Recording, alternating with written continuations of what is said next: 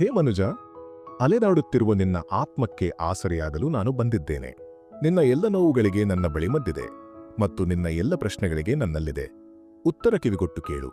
ಈ ದಿವ್ಯವಾಣಿಯನ್ನು, ಇದು ನಿನ್ನನ್ನು ಕತ್ತಲೆಯಿಂದ ಬೆಳಕಿನೆಡೆಗೆ ಕರೆದೊಯ್ಯುವ ದಾರಿ. ಜೈ ಶ್ರೀ ರಾಧೆ ಕೃಷ್ಣ ಮಿತ್ರರೇ, ಈ ದಿವ್ಯ ಯಾತ್ರೆಗೆ ನಿಮಗೆಲ್ಲರಿಗೂ ಆತ್ಮೀಯ ಸುಸ್ವಾಗತ. ಹೇ ಕೃಷ್ಣ, ಇಂದು ಯಾರು ಈ ಪವಿತ್ರ ವಾಣಿಯನ್ನು ಆಲಿಸುತ್ತಿದ್ದಾರೋ ಅವರ ಜೀವನದಲ್ಲಿ ನಿಮ್ಮ ಕೃಪೆ ಸದಾ ಇರಲಿ ಮತ್ತು ಅವರ ಬದುಕಿನ ಪ್ರತಿ ಕಷ್ಟವೂ ದೂರವಾಗಲಿ. ಬನ್ನಿ ಬಂಧುಗಳೇ, ತಡ ಮಾಡದೆ ಶ್ರೀಕೃಷ್ಣನ ಅಮೃತ ಉಪದೇಶಗಳ ಈ ಅದ್ಭುತ ಪಯಣವನ್ನು ನಾವು ಆರಂಭಿಸೋಣ. ಯಾವ ಮನುಷ್ಯನ ಕರ್ಮಗಳು ಉತ್ತಮವಾಗಿರುತ್ತವೆಯೋ ಅವನ ಜೀವನದಲ್ಲಿ ಎಂದಿಗೂ ಕತ್ತಲೆ ಆವರಿಸುವುದಿಲ್ಲ. ಕೇವಲ ಕಾಯುವವರಿಗೆ ಅಷ್ಟೇ ಸಿಗುತ್ತದೆ. ಎಷ್ಟು ಪ್ರಯತ್ನ ಪಡುವವರು ಬಿಟ್ಟು ಹೋಗಿರುತ್ತಾರೋ ಅಷ್ಟು ಮಾತ್ರ. ಏನನ್ನಾದರೂ ಮಾತನಾಡಲು ಅಥವಾ ಕೆಡವಲು ಕೇವಲ ಒಂದು ಕ್ಷಣ ಸಾಕು, ಆದರೆ ಯಾವುದನ್ನಾದರೂ ಕಟ್ಟಲು ಮತ್ತು ಮನವೊಲಿಸಲು ಇಡೀ ಜೀವನವೇ ಬೇಕಾಗುತ್ತದೆ. ಬಿದ್ದಾಗಲೆಲ್ಲ ಪ್ರತಿ ಬಾರಿ ಎದ್ದು ನಿಲ್ಲುವುದು ಮತ್ತು ಮರಳಿ ಪ್ರಯತ್ನ ಮಾಡುವುದೇ ನಿಜವಾದ ಗೆಲುವು. ಕಾಲಿಗೆ ಬೀಳುವ ಪೆಟ್ಟು ಸಂಭಾಳಿಸಿಕೊಂಡು ನಡೆಯುವುದನ್ನು ಕಲಿಸಿದರೆ ಮನಸ್ಸಿಗೆ ಬೀಳುವ ಪೆಟ್ಟು ತಿಳುವಳಿಕೆಯಿಂದ ಬದುಕುವುದನ್ನು ಕಲಿಸುತ್ತದೆ. ಯೋಗ್ಯರು ಮತ್ತು ಸಮರ್ಥರು ಯಾರಿಗೂ ಹೆದರುವುದಿಲ್ಲ ಮತ್ತು ಯಾರನ್ನೂ ದಮನ ಮಾಡುವುದಿಲ್ಲ.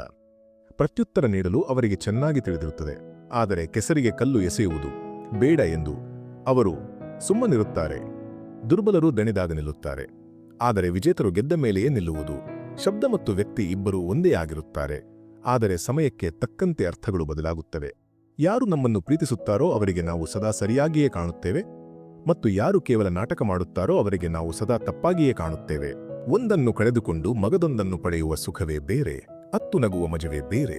ಸೋಲು ಜೀವನದ ಒಂದು ಭಾಗ ಗೆಳೆಯರೇ, ಸೋತ ನಂತರ ಗೆಲ್ಲುವ ಸಡಗರವೇ ಬೇರೆ. ಈಗಷ್ಟೇ ಹಕ್ಕಿಯ ಹಾರಾಟದ ಪರೀಕ್ಷೆ ನಡೆಯುತ್ತಿದೆ, ಈಗಷ್ಟೇ ಸಮುದ್ರವನ್ನು ದಾಟಲಾಗಿದೆ, ಇನ್ನು ಇಡೀ ಆಕಾಶವೇ ಬಾಕಿಯಿದೆ.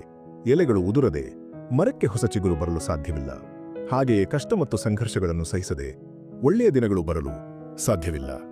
ನಿಮ್ಮ ಗುರಿ ಎಷ್ಟೇ ಕಠಿಣವಾಗಿದ್ದರೂ ಒಮ್ಮೆ ನಿರ್ಧರಿಸಿದ ಮೇಲೆ ಹಿಂದೆ ತಿರುಗಿ ನೋಡಬೇಡಿ, ಏಕೆಂದರೆ ಅದೃಷ್ಟವು ಸದಾ ಸಾಹಸಿಗಳ ಪರವಾಗಿಯೇ ಇರುತ್ತದೆ. ದೇವರು ಯಾರನ್ನು ಉನ್ನತ ಸ್ಥಾನಕ್ಕೆ ತಲುಪಿಸಬೇಕೆಂದು ಬಯಸುತ್ತಾರೋ ಅವರಿಗೆ ಅತಿ ಹೆಚ್ಚು ಕಷ್ಟಗಳನ್ನು ನೀಡುತ್ತಾರೆ. ಆ ಕಷ್ಟಗಳೊಂದಿಗೆ ಹೋರಾಡುತ್ತಾ ಅವರು ಒಂದು ದಿನ ಗುರಿಯನ್ನು ತಲುಪಲಿ ಎಂಬುದು ದೇವರ ಆಶಯವಾಗಿರುತ್ತದೆ. ಇಂದು ಮೋಡಗಳು ಸಂಚು ಮಾಡಿ ನನ್ನ ಮನೆಯ ಮೇಲೆಯೇ ಮಳೆ ಸುರಿಸಿರಬಹುದು, ಆದರೆ ಸಿಡಿಲು ಬಡಿಯುವ ಹಠ ಆಕಾಶಕ್ಕೆ ಇದ್ದರೆ ಅಲ್ಲೇ ಮನೆ ಕಟ್ಟುವ ಹಠ ನನಗೂ ಇದೆ. ಗಾಳಿಯು ಹೇಗೆ ಒಂದೇ ದಿಕ್ಕಿನಲ್ಲಿ ಬೀಸುವುದಿಲ್ಲವೋ ಹಾಗೆಯೇ ಮನುಷ್ಯನ ಅದೃಷ್ಟವು ಕಾಲಕಾಲಕ್ಕೆ ಬದಲಾಗುತ್ತಿರುತ್ತದೆ. ಆದ್ದರಿಂದ ಸಮಯ ಕೆಟ್ಟದಾಗಿದ್ದರೆ ಚಿಂತಿಸಬೇಡಿ, ಕೇವಲ ಸಮಯಕ್ಕಾಗಿ ಕಾಯಿರಿ, ಏಕೆಂದರೆ ಸಮಯ ಖಂಡಿತ ಬದಲಾಗುತ್ತದೆ. ಒಂದು ಹಕ್ಕಿಯು ಜೇನುನೊಣವನ್ನು ಕೇಳಿತು, ನೀನು ಇಷ್ಟು ಕಷ್ಟಪಟ್ಟು ಜೇನುತುಪ್ಪ ತಯಾರಿಸುತ್ತೀಯ, ಆದರೆ ಮನುಷ್ಯ ಬಂದು ಅದನ್ನು ಕದಿಯುತ್ತಾನೆ, ನಿನಗೆ ಬೇಸರವಾಗುವುದಿಲ್ಲವೇ? ಜೇನುನೊಣ ಸುಂದರವಾದ ಉತ್ತರ ನೀಡಿತು, ಮನುಷ್ಯ ಕೇವಲ ನನ್ನ ಜೇನುತುಪ್ಪವನ್ನು ಕದಿಯಬಲ್ಲ, ಆದರೆ ಅದನ್ನು ತಯಾರಿಸುವ ನನ್ನ ಕಲೆಯನ್ನು ಕದಿಯಲಾರ. ಮನುಷ್ಯನ ಜೀವನದಲ್ಲಿ ಸುಖ ಮತ್ತು ದುಃಖಗಳು ಬರದಿದ್ದರೆ ಅವನಿಗೆ ಜೀವನದಲ್ಲಿ ಯಾವುದು ಸರಿ ಮತ್ತು ಯಾವುದು ತಪ್ಪು ಎಂಬ ಅರಿವು ಹೇಗೆ ಮೂಡಲು ಸಾಧ್ಯ? ನೀರಿನಲ್ಲಿ ಬಿದ್ದ ತಕ್ಷಣ ಯಾರ ಪ್ರಾಣವೂ ಹೋಗುವುದಿಲ್ಲ. ಈಜಲು ಬಾರದಿದ್ದಾಗ ಮಾತ್ರ ಪ್ರಾಣ ಹೋಗುತ್ತದೆ. ಪರಿಸ್ಥಿತಿಗಳು ಎಂದಿಗೂ ಸಮಸ್ಯೆಗಳಾಗುವುದಿಲ್ಲ, ಆ ಪರಿಸ್ಥಿತಿಗಳನ್ನು ನಿಭಾಯಿಸಲು ಬಾರದಿದ್ದಾಗ ಮಾತ್ರ ಅದು ಸಮಸ್ಯೆಯಾಗುತ್ತದೆ. ನಿಮ್ಮ ಹಾಲತ್ತುಗಳ ಬಗ್ಗೆ ಎಂದಿಗೂ ಅಸಮಾಧಾನ ಬೇಡ. ಯಾರ ಪರಿಸ್ಥಿತಿಗಳು ಕೆಟ್ಟದಾಗಿರುತ್ತವೆಯೋ ಅವರೇ ಜೀವನದಲ್ಲಿ ಅತಿ ಹೆಚ್ಚು ಯಶಸ್ಸು ಪಡೆಯುತ್ತಾರೆ. ನಿಮ್ಮ ಭಾವನೆಗಳನ್ನು ನಿಯಂತ್ರಿಸುವುದನ್ನು ಕಲಿಯಿರಿ, ಏಕೆಂದರೆ ನಮ್ಮ ಜೀವನದ ಹೆಚ್ಚಿನ ದುಃಖಗಳು ನಮ್ಮ ಭಾವನೆಗಳಲ್ಲಿ ನಾವು ಕೊಚ್ಚಿ ಹೋಗುವುದರಿಂದಲೇ ಸಿಗುತ್ತವೆ. ಯಾರೋ ಒಬ್ಬರು ಮಣ್ಣಿನ ಮಡಿಕೆಯನ್ನು ಕೇಳಿದರು, ನೀನು ಇಷ್ಟು ತಂಪಾಗಿ ಹೇಗೆ ಇರುತ್ತೀಯಾ? ಮಡಿಕೆ ಉತ್ತರಿಸಿತು, ಯಾರ ಭೂತಕಾಲವೂ ಮಣ್ಣು ಮತ್ತು ಭವಿಷ್ಯವೂ ಮಣ್ಣೋ, ಅವನಿಗೆ ಅಹಂಕಾರದ ಬಿಸಿ ಏಕಿರಬೇಕು. ಕೆಲವರು ಜೀವನದಲ್ಲಿ ತುಂಬಾ ಒಂಟಿಯಾಗಿರುತ್ತಾರೆ ಮತ್ತು ಇನ್ನು ಕೆಲವರು ಜೀವನದಲ್ಲಿ ಒಂಟಿಯಾಗಿಯೇ ಸಾಧನೆ ಮಾಡುತ್ತಾರೆ. ಯಶಸ್ವಿಯಾಗಲು ಒಬ್ಬನೇ ಮುನ್ನಡೆಯಬೇಕಾಗುತ್ತದೆ. ಜನರು ನೀವು ಯಶಸ್ವಿಯಾದ ನಂತರವೇ ನಿಮ್ಮ ಜೊತೆ ಬರುತ್ತಾರೆ. ದೀಪವು ಮಾತನಾಡುವುದಿಲ್ಲ, ಅದರ ಪ್ರಕಾಶವೇ ಅದರ ಪರಿಚಯ ನೀಡುತ್ತದೆ. ಹಾಗೆಯೇ ನಿಮ್ಮ ಬಗ್ಗೆ ನೀವೇನು ಹೇಳಬೇಡಿ, ಉತ್ತಮ ಕರ್ಮಗಳನ್ನು ಮಾಡುತ್ತಾ ಸಾಗಿ, ಅದೇ ನಿಮ್ಮ ಪರಿಚಯ ನೀಡುತ್ತದೆ. ಜೀವನದಲ್ಲಿ ಕೆಲವು ಕಠಿಣ ನಿರ್ಧಾರಗಳನ್ನು ತೆಗೆದುಕೊಳ್ಳಬೇಕಾಗುತ್ತದೆ ಮತ್ತು ಅದೇ ನಿರ್ಧಾರಗಳು ಒಂದು ದಿನ ನಿಮ್ಮ ಇಡೀ ಜೀವನವನ್ನೇ ಬದಲಾಯಿಸುತ್ತವೆ. ಯಾವುದು ನನ್ನದು, ಯಾವುದು ಪರಕೀಯ ನನಗೆ ಗೊತ್ತಿಲ್ಲ. ಭಾವನೆಗಳನ್ನು ಅರ್ಥ ಮಾಡಿಕೊಳ್ಳುವವರು ನಮ್ಮವರು, ಭಾವನೆಗಳಿಗೆ ಬೆಲೆ ನೀಡದವರು ಪರಕೀಯರು. ದೂರವಿದ್ದರೂ ಜೊತೆಗಿರುವವರು ನಮ್ಮವರು, ಹತ್ತಿರವಿದ್ದರೂ ದೂರವಿರುವವರು ಪರಕೀಯರು. ಜೀವನವು ಕಷ್ಟಗಳಿಂದ ತುಂಬಿದೆ, ಧೈರ್ಯವನ್ನು ನಮ್ಮೊಳಗೆ ನಾವು ತುಂಬಿಕೊಳ್ಳಬೇಕು. ಕಷ್ಟಗಳು ಪ್ರತಿಯೊಬ್ಬರಿಗೂ ಬರುತ್ತವೆ. ಕೆಲವರು ಕಷ್ಟದಿಂದ ಕಂಗೊಳಿಸುತ್ತಾರೆ, ಇನ್ನು ಕೆಲವರು ಕಷ್ಟದಿಂದ ಚೂರು ಚೂರಾಗುತ್ತಾರೆ. ಅಹಂಕಾರ ಅವರಿಗೆ ಇರುತ್ತದೆ, ಯಾರಿಗೆ ಸಂಘರ್ಷವಿಲ್ಲದೆ ಎಲ್ಲವೂ ಸಿಕ್ಕಿರುತ್ತದೋ, ಯಾರು ಕಷ್ಟಪಟ್ಟು ಸಾಧಿಸಿರುತ್ತಾರೋ ಅವರಿಗೆ ಮಾತ್ರ ಇತರರ ಶ್ರಮದ ಬೆಲೆ ತಿಳಿದಿರುತ್ತದೆ. ನಿಮ್ಮ ಪ್ರತಿ ಹೆಜ್ಜೆಯೂ ರಹಸ್ಯವಾಗಿರಲಿ, ಅದು ಚಿಕ್ಕದಿರಲಿ ಅಥವಾ ದೊಡ್ಡದಿರಲಿ. ಯಾರು ನಿಮ್ಮ ಒಳಿತನ್ನು ಬಯಸುತ್ತಾರೋ ಮತ್ತು ಯಾರು ಕೆಟ್ಟದ್ದನ್ನು ಬಯಸುತ್ತಾರೋ ಯಾರಿಗೂ ತಿಳಿಯದು. ನಂಬಿಕೆ ಒಡೆದಾಗ ಶಬ್ದವಾಗದಿರಬಹುದು, ಆದರೆ ಅದರ ಪ್ರತಿಧ್ವನಿ ಜೀವನ ಪೂರ್ತಿ ಕೇಳಿಸುತ್ತದೆ. ಒಬ್ಬ ವ್ಯಕ್ತಿಯ ಮೇಲಿನ ವಿಶ್ವಾಸ ಒಡೆದ ಮೇಲೆ ಕ್ಷಮೆಗೆ ಯಾವುದೇ ಅರ್ಥವಿರುವುದಿಲ್ಲ. ಪ್ರಯತ್ನ ಎಷ್ಟು ಗಾಢವಾಗಿರಲಿ ಎಂದರೆ ಸೋಲುವ ಮೊದಲೇ ನೀವು ಹೇಗೆ ಗೆದ್ದಿರಿ ಎಂಬುದು ಯಾರಿಗೂ ತಿಳಿಯಬಾರದು. ಎಂದಿಗೂ ಸೋಲೊಪ್ಪಬೇಡಿ, ಏಕೆಂದರೆ ಒಂದು ಕ್ಷಣದಲ್ಲಿ ಆಟ ಬದಲಾಗಬಹುದು ಮತ್ತು ನೀವು ಗೆಲ್ಲಬಹುದು. ಕರ್ಮಭೂಮಿಯ ಈ ಜಗತ್ತಿನಲ್ಲಿ ಶ್ರಮವನ್ನು ಎಲ್ಲರೂ ಮಾಡಲೇಬೇಕು. ದೇವರು ಕೇವಲ ಹಣೆಬರಹದ ಗೆರೆಗಳನ್ನು ನೀಡುತ್ತಾನೆ. ಅದಕ್ಕೆ ಬಣ್ಣವನ್ನು ನಾವೇ ತುಂಬಬೇಕು. ಹಕ್ಕಿಗಳಿಗೆ ಗುರಿ ಸಿಗುತ್ತದೋ ಇಲ್ಲವೋ ಎಂಬುದು ಅವುಗಳ ಹರಡಿರುವ ರೆಕ್ಕೆಗಳು ಹೇಳುತ್ತವೆ. ಜಗತ್ತಿನಲ್ಲಿ ಹೆಚ್ಚಾಗಿ ಯಾರು ಸುಮ್ಮನಿರುತ್ತಾರೋ ಅವರ ಪ್ರತಿಭೆಯೇ ಮಾತನಾಡುತ್ತದೆ. ಯಾರೂ ಜೊತೆಯಲ್ಲಿಲ್ಲ ಎಂದು ಏಕೆ ಕೊರಗುತ್ತೀಯಾ? ನಿನ್ನ ನೆರಳು ನಿನ್ನ ಜೊತೆಗಿಲ್ಲವೇ? ನಿನ್ನ ಈ ಎರಡು ಕೈಗಳೇ ನಿನ್ನ ಸಂಗಾತಿಗಳು. ನೀನು ಒಬ್ಬನೇ ಸಾಧಿಸಲು ಸಾಕಾಗುತ್ತೀಯಾ? ಹೆಸರು ಮತ್ತು ಗುರುತು ಚಿಕ್ಕದಾಗಿದ್ದರೂ ಅದು ನಿಮ್ಮದಾಗಿರಲಿ. ಎಲ್ಲರನ್ನೂ ಗೌರವಿಸುವುದು ಒಳ್ಳೆಯ ಗುಣ, ಆದರೆ ಆತ್ಮಗೌರವದೊಂದಿಗೆ ಬದುಕುವುದು. ನಿಮ್ಮ ನಿಜವಾದ ಗುರುತು ಕಣ್ಣಿನಲ್ಲಿ ನೀರಿರಲಿ, ತುಟಿಯಲ್ಲಿ ಹೋರಾಟದ ಕಿಚ್ಚಿರಲಿ. ಬದುಕಬೇಕೆಂದರೆ ನೂರಾರು ಉಪಾಯಗಳನ್ನು ಹೊಂದಿರಲಿ. ದಾರಿಯ ಕಲ್ಲುಗಳಿಗಿಂತ ಮಿಗಿಲಾದದ್ದು ಏನೂ ಇಲ್ಲ. ಗುರಿಗಳು ದಾರಿಗಳು ನಿನಗೆ ಕರೆ ನೀಡುತ್ತಿವೆ. ನಿನ್ನ ಪಯಣ ಮುಂದುವರಿಯಲಿ. ಆನಂದ ಎನ್ನುವುದು ಒಂದು ಭಾಸ, ಅದನ್ನು ಎಲ್ಲರೂ ಹುಡುಕುತ್ತಿದ್ದಾರೆ. ದುಃಖ ಎನ್ನುವುದು ಒಂದು ಅನುಭವ, ಅದು ಇಂದು ಎಲ್ಲರ ಬಳಿ ಇದೆ.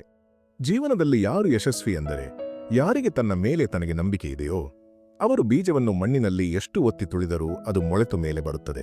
ಹಾಗೆಯೇ ಕಷ್ಟಪಟ್ಟು ಕೆಲಸ ಮಾಡುವ ವ್ಯಕ್ತಿಯನ್ನು ಎಷ್ಟು ದಮನ ಮಾಡಿದರೂ ಅವನ ಮೇಲೆ ಬಂದೇ ಬರುತ್ತಾನೆ. ತಪ್ಪುಗಳನ್ನು ಪ್ರತಿಯೊಬ್ಬ ಮನುಷ್ಯನೂ ಮಾಡುತ್ತಾನೆ, ನಾವು ಕೂಡ ಮಾಡಬಹುದು. ಆದ್ದರಿಂದ ಯಾರಿಗೂ ಅವರ ಕೆಟ್ಟ ಸಮಯದಲ್ಲಿ ತಪ್ಪು ಎಂದು ನಿರ್ಧರಿಸಬೇಡಿ. ಸಮಯ ಬದಲಾಗುವುದು. ನಾವು ನಮ್ಮನ್ನು ಬದಲಾಯಿಸಿಕೊಂಡಾಗ ಮಾತ್ರ ಆಗ ಇಂದಿನ ದಿನವೂ ಬದಲಾಗುತ್ತದೆ ಮತ್ತು ನಾಳೆಯ ದಿನವೂ ಬದಲಾಗುತ್ತದೆ. ಯಶಸ್ಸು ಪಡೆಯಲು ಯಾವುದೇ ವಯಸ್ಸಿನ ಮಿತಿ ಇಲ್ಲ. ಜೀವನದಲ್ಲಿ ಅವರೇ ಮುಂದೆ ಹೋಗುತ್ತಾರೆ ಯಾರು ತಮ್ಮ ಸಾಮರ್ಥ್ಯದ ಮೇಲೆ ವಿಶ್ವಾಸ ಇಡುತ್ತಾರೋ. ಗೆಲುವು ಮತ್ತು ಸೋಲು ನಿಮ್ಮ ಆಲೋಚನೆಯ ಮೇಲೆ ನಿರ್ಧಾರವಾಗುತ್ತದೆ. ಸೋಲನ್ನು ಒಪ್ಪಿಕೊಂಡರೆ ಸೋಲು, ಹಠ ಹಿಡಿದರೆ ಗೆಲುವು. ಸಣ್ಣ ಕನಸು ಕಾಣಲು ಹೆದರಬೇಡಿ. ಜನರು ಏನು ಹೇಳುತ್ತಾರೆ ಎಂಬ ಚಿಂತೆ ಬೇಡ, ಏಕೆಂದರೆ ಕನಸು ನಿಮ್ಮದು, ಜನರದ್ದಲ್ಲ. ಗೆಲ್ಲುವವರು ಯಾವುದೇ ಬೇರೆ ಕೆಲಸ ಮಾಡುವುದಿಲ್ಲ, ಅವರು ಮಾಡುವ ಕೆಲಸವನ್ನೇ ಬೇರೆ ರೀತಿಯಲ್ಲಿ ಮಾಡುತ್ತಾರೆ.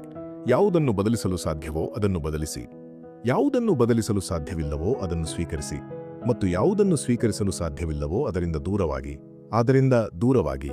ಆದರೆ ನಿಮ್ಮನ್ನು ನೀವು ಸಂತೋಷವಾಗಿಟ್ಟುಕೊಳ್ಳಿ, ಅದು ದೊಡ್ಡ ಜವಾಬ್ದಾರಿ. ಒಂದು ಬಾರಿ ನೀವು ಸೋತರೆ ಅದರ ಅರ್ಥ ನೀವು ಪ್ರತಿ ಬಾರಿ ಸೋಲುತ್ತೀರಿ ಎಂದಲ್ಲ. ನಿಮ್ಮ ಮೇಲೆ ನಿಮಗೆ ನಂಬಿಕೆ ಇದ್ದರೆ ಒಂದು ದಿನ ನೀವು ಖಂಡಿತ ಯಶಸ್ವಿಯಾಗುತ್ತೀರಿ. ಹೊಸತನ್ನು ಮಾಡಲು ಸಂಕೋಚ ಪಡಬೇಡಿ. ಸೋಲುತ್ತೇವೆ ಎಂದು ಯೋಚಿಸಬೇಡಿ. ಸೋಲು ಎಂಬುದು ಎಂದಿಗೂ ಇರುವುದಿಲ್ಲ. ಅಲ್ಲಿ ಕೇವಲ ಗೆಲುವು ಅಥವಾ ಕಲಿಕೆ ಮಾತ್ರ ಇರುತ್ತದೆ. ಯಾರು ಕಠಿಣ ಪರಿಸ್ಥಿತಿಯಲ್ಲಿ ಸಕಾರಾತ್ಮಕವಾಗಿ ಯೋಚಿಸುತ್ತಾರೋ ಅವರ ಜೀವನದ ಅನೇಕ ಸಮಸ್ಯೆಗಳು ಕಡಿಮೆಯಾಗುತ್ತವೆ. ಅಂತಹ ಸಮಯದಲ್ಲಿ ನಕಾರಾತ್ಮಕ ಆಲೋಚನೆಗಳು ನಮ್ಮ ಕೆಲಸವನ್ನು ಮತ್ತಷ್ಟು ಕೆಡಿಸಬಹುದು. ಆದ್ದರಿಂದ ಸದಾ ಸಕಾರಾತ್ಮಕವಾಗಿರಿ. ಒಂದು ಹಳ್ಳಿಯಲ್ಲಿ ಇಬ್ಬರು ಸಂತರು ತಮ್ಮ ಚಿಕ್ಕ ಗುಡಿಸಲಿನಲ್ಲಿ ವಾಸಿಸುತ್ತಿದ್ದರು.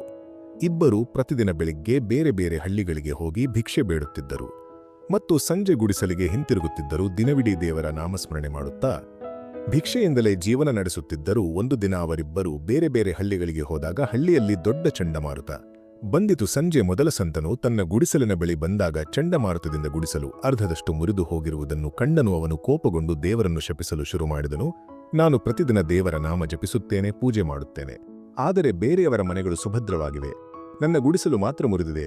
ದೇವರಿಗೆ ನಮ್ಮ ಬಗ್ಗೆ ಕಾಳಜಿಯೇ ಇಲ್ಲ ಎಂದು ಅಂದುಕೊಂಡನು. ಸ್ವಲ್ಪ ಸಮಯದ ನಂತರ ಎರಡನೇ ಸಂತ ಬಂದನು. ಅವನು ಕೂಡ ಮುರಿದ ಗುಡಿಸಲನ್ನು ಕಂಡನು, ಆದರೆ ಅವನು ಅದನ್ನು ನೋಡಿ ಸಂತೋಷಪಟ್ಟು ದೇವರಿಗೆ ಧನ್ಯವಾದ ಅರ್ಪಿಸಿದನು. ಹೇ ಭಗವಂತ, ಇಂದು ನನಗೆ ವಿಶ್ವಾಸವಾಯಿತು, ನೀನು ನಮ್ಮನ್ನು ನಿಜವಾಗಿ ಪ್ರೀತಿಸುತ್ತೀಯ. ನಮ್ಮ ಭಕ್ತಿ ವ್ಯರ್ಥವಾಗಲಿಲ್ಲ. ಇಷ್ಟು ದೊಡ್ಡ ಚಂಡಮಾರುತದಲ್ಲೂ ನೀನು ನಮ್ಮ ಅರ್ಧ ಗುಡಿಸಲನ್ನು ಉಳಿಸಿದ್ದೀಯಾ. ಈಗ ನಾವು ಇದರಲ್ಲಿ ವಿಶ್ರಾಂತಿ ಪಡೆಯಬಹುದು. ಇಂದಿನಿಂದ ನಿನ್ನ ಮೇಲೆ ನನಗಿದ್ದ ನಂಬಿಕೆ ಇನ್ನೂ ಹೆಚ್ಚಾಯಿತು. ಈ ಕಥೆಯ ನೀತಿ ಏನೆಂದರೆ ನಾವು ಸಕಾರಾತ್ಮಕ ಆಲೋಚನೆಯೊಂದಿಗೆ ಪ್ರತಿ ಪರಿಸ್ಥಿತಿಯನ್ನು ನೋಡಬೇಕು. ನಕಾರಾತ್ಮಕ ಆಲೋಚನೆಗಳಿಂದ ಮಾನಸಿಕ ಒತ್ತಡ ಹೆಚ್ಚಾಗುತ್ತದೆ ಮತ್ತು ನಾವು ಒಳ್ಳೆಯ ವಿಷಯಗಳನ್ನು ನೋಡಲು ಅಸಮರ್ಥರಾಗುತ್ತೇವೆ. ಇಂದು ನಿನಗಾಗಿ ಸಮಯದ ಸಂಕೇತವಿದೆ. ಈ ಇಡೀ ಜಗತ್ತು ನಿನ್ನನ್ನು ನೋಡುತ್ತಿದೆ, ಆದರೂ ನೀನು ದಾರಿಗಳ ಹುಡುಕಾಟದಲ್ಲಿದ್ದೀಯ. ಇಂದು ಮತ್ತೆ ನಿನ್ನ ಗುರಿಗಳು ನಿನ್ನನ್ನು ಕರೆಯುತ್ತಿವೆ. ಗುರಿಗಳು ಸುಮ್ಮನೆ ಸಿಗುವುದಿಲ್ಲ. ಹೃದಯದಲ್ಲಿ ಒಂದು ಹಠ ಇರಬೇಕು. ಹಕ್ಕಿಯನ್ನು ಕೇಳಿದರು, ಗೂಡನ್ನು ಹೇಗೆ ಕಟ್ಟಿದೆ ಎಂದು ಅದು ಹೇಳಿತು. ಪ್ರತಿ ಬಾರಿ ಹಾರಬೇಕಾಗುತ್ತದೆ ಮತ್ತು ಒಂದೊಂದು ಕಡ್ಡಿಯನ್ನೇ ಆರಿಸಬೇಕಾಗುತ್ತದೆ. ಇದು ಜೀವನ. ಇಲ್ಲಿ ಅನೇಕ ಬಣ್ಣಗಳಿವೆ. ಒಮ್ಮೆ ಅಳಿಸುತ್ತದೆ, ಒಮ್ಮೆ ನಗಿಸುತ್ತದೆ. ಯಾರು ಮೌನವಾಗಿರುತ್ತಾರೋ ಅವರು ಕಂಗೊಳಿಸುತ್ತಾರೆ. ಯಾರು ಭಾವನೆಗಳಲ್ಲಿ ಕೊಚ್ಚಿ ಹೋಗುತ್ತಾರೋ ಅವರು ಚೂರು ಚೂರಾಗುತ್ತಾರೆ. ನೀವು ಎಲ್ಲಿಯವರೆಗೆ ಪ್ರಯತ್ನ ಬಿಡುವುದಿಲ್ಲವೋ ಅಲ್ಲಿಯವರೆಗೆ ಸೋಲಲು ಸಾಧ್ಯವಿಲ್ಲ. ಯಾವುದೇ ಕೆಲಸವನ್ನು ಮಾಡುವವರೆಗೆ ಅದು ಅಸಾಧ್ಯವೆಂದೇ ಅನ್ನಿಸುತ್ತದೆ. ಪ್ರತಿ ಕನಸನ್ನು ನಿಮ್ಮ ಉಸಿರಿನಲ್ಲಿ ಇಟ್ಟುಕೊಳ್ಳಿ. ಪ್ರತಿ ಗುರಿಯನ್ನು ನಿಮ್ಮ ಅಪ್ಪುಗೆಯಲ್ಲಿ ಇಟ್ಟುಕೊಳ್ಳಿ. ಗೆಲುವು ನಿಮ್ಮದೇ ಆಗುತ್ತದೆ. ಕೇವಲ ನಿಮ್ಮ ಗುರಿಯ ಮೇಲೆ ಕಣ್ಣಿರಲಿ. ಯಾರನ್ನಾದರೂ ಸೋಲಿಸುವುದು ಸುಲಭ, ಆದರೆ ಯಾರನ್ನಾದರೂ ಗೆಲ್ಲುವುದು ತುಂಬಾ ಕಷ್ಟ. ಜೀವನದಲ್ಲಿ ಯಶಸ್ಸು ಪಡೆಯಲು ಸ್ವಲ್ಪ ಅಪಾಯ ಎದುರಿಸಲೇಬೇಕು. ಮೆಟ್ಟಿಲು ಹತ್ತುವಾಗ ಮೇಲೆ ಹೋಗಲು ಕೆಳಗಿನ ಮೆಟ್ಟಿಲಿನಿಂದ ಕಾಲು ತೆಗೆಯಲೇಬೇಕು. ಜೀವನದಲ್ಲಿ ಎಂದಿಗೂ ಉದಾಸೀನ ಮಾಡಬೇಡಿ, ಯಾವುದಕ್ಕೂ ನಿರಾಶರಾಗಬೇಡಿ. ಜೀವನ ಒಂದು ಹೋರಾಟ, ಅದು ನಡೆಯುತ್ತಲೇ ಇರುತ್ತದೆ.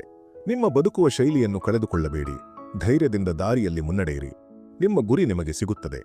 ನೀವು ಒಬ್ಬರೇ ಹೊರಡಿ, ಜನರು ನಿಮ್ಮ ಹಿಂದೆ ಬರುತ್ತಾರೆ. ಎಡವಟ್ಟು ಆಯಿತು ಎಂದರೆ ನಡೆಯುವುದನ್ನು ಬಿಡಬೇಕು ಎಂದಲ್ಲ, ಬದಲಿಗೆ ಇನ್ನು ಜಾಗರೂಕತೆಯಿಂದ ನಡೆಯಬೇಕು ಎಂದು ಅರ್ಥ. ದುಃಖ ನೋಡಬೇಕೆಂದರೆ ಹಿಂದೆ ನೋಡಿ, ಸುಖ ನೋಡಬೇಕೆಂದರೆ ಮುಂದೆ ನೋಡಿ, ಸತ್ಯವಾದ ಸುಖ ಬೇಕೆಂದರೆ ವರ್ತಮಾನದಲ್ಲಿ ಜ್ಞಾನದ ಕಣ್ಣಿನಿಂದ ನೋಡಿ. ನಿಮ್ಮ ಕನಸು ಏಕೆ ನನಸಾಗುತ್ತಿಲ್ಲ ಎಂದು ಚಿಂತಿಸಬೇಡಿ. ಧೈರ್ಯವಂತರ ಇರಾದೆ ಎಂದಿಗೂ ಅಪೂರ್ಣವಾಗುವುದಿಲ್ಲ. ಇತರರ ಮೇಲೆ ಗೌರವ ಇಡಲು ಮೊದಲ ಹೆಜ್ಜೆ ಎಂದರೆ ನಿಮ್ಮನ್ನು ನೀವು ಗೌರವಿಸಿಕೊಳ್ಳುವುದು. ಆತ್ಮವಿಶ್ವಾಸ ಎಂದರೆ ನೀವು ಯಾರು ಎಂದು ತಿಳಿಯುವುದು ಮತ್ತು ಯಾರು ಏನೋ ಅಂದರು ಎಂದು ಅದನ್ನು ಬದಲಿಸಿಕೊಳ್ಳದಿರುವುದು. ಏಕೆಂದರೆ ಯಾರದ್ದೋ ದೃಷ್ಟಿಕೋನ ನಿಮ್ಮ ವಾಸ್ತವವಾಗಲು ಸಾಧ್ಯವಿಲ್ಲ. ಆತ್ಮಗೌರವ ಕಳೆದುಕೊಂಡು ಏನನ್ನಾದರೂ ಪಡೆದರೆ ಅದರ ಬೆಲೆ ಶೂನ್ಯ. ಅಹಂಕಾರಿ ಮತ್ತು ಸ್ವಾಭಿಮಾನಿ ವ್ಯಕ್ತಿಯ ನಡುವೆ ಇರುವ ವ್ಯತ್ಯಾಸವೆಂದರೆ ಸ್ವಾಭಿಮಾನಿ ವ್ಯಕ್ತಿ ಯಾರ ಬಳಿಯೂ ಏನನ್ನೂ ಕೇಳುವುದಿಲ್ಲ ಮತ್ತು ಅಹಂಕಾರಿ ವ್ಯಕ್ತಿ ಯಾರಿಗೂ ಏನನ್ನೂ ನೀಡುವುದಿಲ್ಲ. ಹೆಚ್ಚಿನ ಜನರು ಸುಲಭವಾಗಿ ಸಿಕ್ಕಿದ ವಸ್ತುವನ್ನು ಗೌರವಿಸುವುದಿಲ್ಲ ಮತ್ತು ನಂತರ ಅದನ್ನು ಕಳೆದುಕೊಳ್ಳುತ್ತಾರೆ. ಯಾರನ್ನಾದರೂ ಅವಮಾನಿಸುವುದು ನಿಮ್ಮ ಸ್ವಭಾವವನ್ನು ತೋರಿಸುತ್ತದೆ ಮತ್ತು ಗೌರವಿಸುವುದು ನಿಮ್ಮ ಸಂಸ್ಕಾರವನ್ನು ತೋರಿಸುತ್ತದೆ. ಅಹಂಕಾರಿ ವ್ಯಕ್ತಿ ಎಲ್ಲರಿಗಿಂತ ತನ್ನನ್ನು ದೊಡ್ಡವನೆಂದು ಭಾವಿಸುತ್ತಾನೆ. ಸ್ವಾಭಿಮಾನಿ ವ್ಯಕ್ತಿ ಎಲ್ಲರನ್ನೂ ಸಮಾನವಾಗಿ ನೋಡುತ್ತಾನೆ. ಆತ್ಮಗೌರವ ಇರುವವರು ತಮ್ಮ ಕೆಲಸವನ್ನು ತಾವೇ ಮಾಡುತ್ತಾರೆ, ಬೇರೆಯವರ ಮೇಲೆ ಅವಲಂಬಿತರಾಗುವುದಿಲ್ಲ. ಜನರಿಗೆ ಅಷ್ಟೇ ಮಾತನಾಡಿ ಎಷ್ಟು ಕೇಳಿಸಿಕೊಳ್ಳಲು ಸಾಧ್ಯವೋ ಅಷ್ಟು ಕೇವಲ ಮಾತನಾಡುವ ಧೈರ್ಯವಿದ್ದರೆ ಸಾಲದು, ಕೇಳಿಸಿಕೊಳ್ಳುವ ತಾಳ್ಮೆಯೂ ಇರಬೇಕು. ಏಕೆಂದರೆ ಇದು ಆತ್ಮಗೌರವದ ಪ್ರಶ್ನೆ. ಯಾರು ಕೇಳಿಸಿಕೊಳ್ಳಬಲ್ಲರೋ ಅವರು ಮಾತನಾಡಬಲ್ಲರು. ಇತರರ ಭಾವನೆಗಳನ್ನು ಸದಾ ಗೌರವಿಸಿ. ಅದು ನಿಮಗೆ ಸಣ್ಣ ವಿಷಯವಾಗಿರಬಹುದು, ಆದರೆ ಅವರಿಗೆ ಅದು ಜೀವನವೇ ಆಗಿರಬಹುದು. ಒಳ್ಳೆಯ ಜೀವನ ನಡೆಸಲು ಎರಡೇ ದಾರಿ. ಒಂದು, ನಿಮಗೆ ಇಷ್ಟವಾದುದನ್ನು ಪಡೆದುಕೊಳ್ಳಿ, ಅಥವಾ ಸಿಕ್ಕಿರುವುದನ್ನು ಇಷ್ಟಪಡುವುದನ್ನು ಕಲಿಯಿರಿ. ಜೀವನದ ಪ್ರತಿ ಹಂತದಲ್ಲೂ ಸುಂದರ ನೆನಪುಗಳು ಇರಲಿ. ನಾಲಿಗೆಯ ಮೇಲೆ ಸದಾ ಸಿಹಿ ಇರಲಿ. ಇದು ಬದುಕುವ ಶೈಲಿ. ನೀವು ಉದಾಸೀನವಾಗಿರಬೇಡಿ. ಬೇರೆಯವರನ್ನು ಇರಿಸಬೇಡಿ. ವಾದ ಮಾಡುವವರಿಗೆ ಹೆದರಬೇಡಿ, ಆದರೆ ಮೋಸ ಮಾಡುವವರಿಗೆ ಸದಾ ಹೆದರಿ. ಜೀವನದಲ್ಲಿ ಎಂದಿಗೂ ಬೇಸರ ಮಾಡಿಕೊಳ್ಳಬೇಡಿ. ಜೀವನದ ನಿರ್ಧಾರಗಳನ್ನು ನಿಮ್ಮ ಪರಿಸ್ಥಿತಿಗೆ ಅನುಗುಣವಾಗಿ ತೆಗೆದುಕೊಳ್ಳಿ. ಜಗತ್ತನ್ನು ನೋಡಿ ನಿರ್ಧಾರ ತೆಗೆದುಕೊಳ್ಳುವವರು ಸದಾ ದುಃಖಿಯಾಗಿರುತ್ತಾರೆ. ಜೀವನ ಬದಲಿಸಲು ಹೋರಾಡಬೇಕು ಮತ್ತು ಸುಲಭವಾಗಿಸಲು ಅದನ್ನು ಅರ್ಥ ಮಾಡಿಕೊಳ್ಳಬೇಕು. ನಿಮ್ಮ ಜೀವನದ ಮೇಲೆ ದ್ವೇಷ ಬಂದರೆ ಒಮ್ಮೆ ನಿಮ್ಮ ತಂದೆ ತಾಯಿಯ ತ್ಯಾಗವನ್ನು ನೆನಪಿಸಿಕೊಳ್ಳಿ. ನಿಮ್ಮ ಆಸೆಗಳನ್ನು ಪೂರೈಸಲು ಅವರು ಎಷ್ಟು ಕಷ್ಟಪಟ್ಟಿದ್ದಾರೆ ಎಂದು. ಅತಿಯಾದ ಒಳ್ಳೆಯವರಾದರೆ ಜನರು ನಿಂಬೆಹಣ್ಣಿನಂತೆ ಹಿಂಡಿಬಿಡುತ್ತಾರೆ. ನಕಾರಾತ್ಮಕ ಆಲೋಚನೆಗಳನ್ನು ತಕ್ಷಣ ಬದಲಿಸಿ. ಯಾವಾಗ ಆಲೋಚನೆ ಸಕಾರಾತ್ಮಕವಾಗುತ್ತದೋ ಆಗಲೇ ಯಶಸ್ಸು ಆರಂಭವಾಗುತ್ತದೆ. ಮಣ್ಣಿನ ಮಡಿಕೆ ಮತ್ತು ಕುಟುಂಬದ ಬೆಲೆ ಅದನ್ನು ತಯಾರಿಸುವವರಿಗೆ ಗೊತ್ತು, ಕೆಡವುವವರಿಗಲ್ಲ. ಜೀವನದಲ್ಲಿ ಮಿತ್ರ ಮತ್ತು ಚಿತ್ರವನ್ನು ಮನಸ್ಸಿನಿಂದ ನಿರ್ಮಿಸಿದರೆ ಅವುಗಳ ಬಣ್ಣ ಎಂದಿಗೂ ಮಾಸುವುದಿಲ್ಲ. ವಿಫಲರಾದವರು ಜಗತ್ತಿನ ಹೆದರಿಕೆಯಿಂದ ತಮ್ಮ ನಿರ್ಧಾರ ಬದಲಿಸುತ್ತಾರೆ. ಯಶಸ್ವಿಯಾದವರು ತಮ್ಮ ನಿರ್ಧಾರದಿಂದ ಇಡೀ ಜಗತ್ತನ್ನೇ ಬದಲಿಸುತ್ತಾರೆ.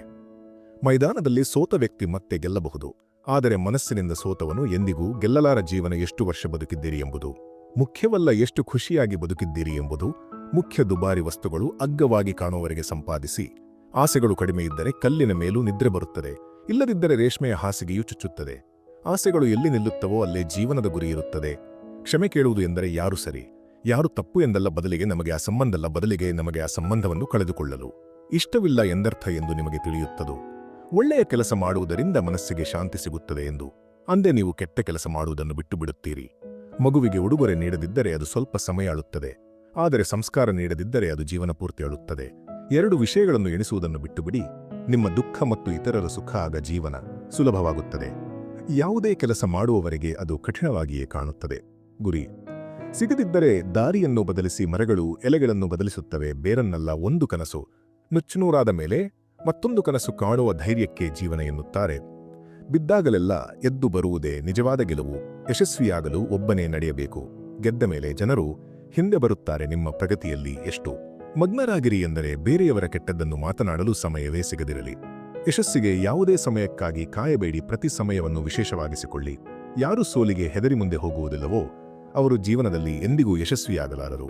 ನನ್ನ ಪ್ರೀತಿಯ ಬಂಧುಗಳೇ, ಈ ವಿಡಿಯೋದಲ್ಲಿ ಇಷ್ಟೇ. ಈ ಮಾತುಗಳಿಂದ ನಿಮಗೆ ಜೀವನದ ಹೊಸ ದಾರಿ ಸಿಕ್ಕಿದೆ ಎಂದು ನಾನು ನಂಬುತ್ತೇನೆ.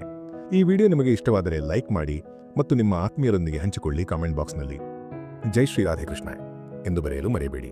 ಇಂತಹ ಇನ್ನೂ ಅನೇಕ ಜ್ಞಾನವರ್ಧಕ ಮತ್ತು ಪ್ರೇರಣಾದಾಯಕ ವಿಡಿಯೋಗಳಿಗಾಗಿ ನಮ್ಮ ಗೀತಾಸಾರ ಯೂಟ್ಯೂಬ್ ಚಾನಲ್ಗೆ ಸಬ್ಸ್ಕ್ರೈಬ್ ಮಾಡಿ ಮತ್ತು ಗಂಟೆಯ ಗುರುತನ್ನು ಒತ್ತಿ. ಭಗವಾನ್ ಶ್ರೀಕೃಷ್ಣನು ನಿಮ್ಮನ್ನು ಸದಾ ಸುಖವಾಗಿಡಲಿ. ನಿಮ್ಮ ಕಾಳಜಿ ವಹಿಸಿ. ಜೈ ಶ್ರೀ ರಾಧೆ ಕೃಷ್ಣ.